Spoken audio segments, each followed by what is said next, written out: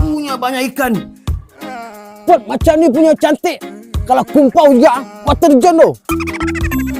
Ling, ini malam confirm kita makan ikan bakar fresh punya. Ikan apa ada sini, Lokong?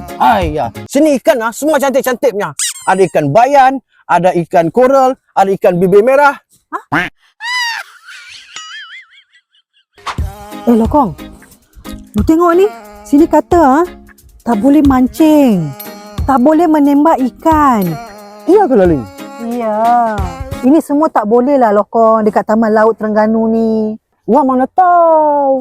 Sebenarnya, kalau you mau mancing juga, Lokong, you kena keluar daripada radius Taman Laut. Oh, ni macam boleh ya? Boleh. Mengikut Akta Perikanan 1985, anda dilarang membawa, memiliki dan menggunakan sebarang peralatan menangkap ikan.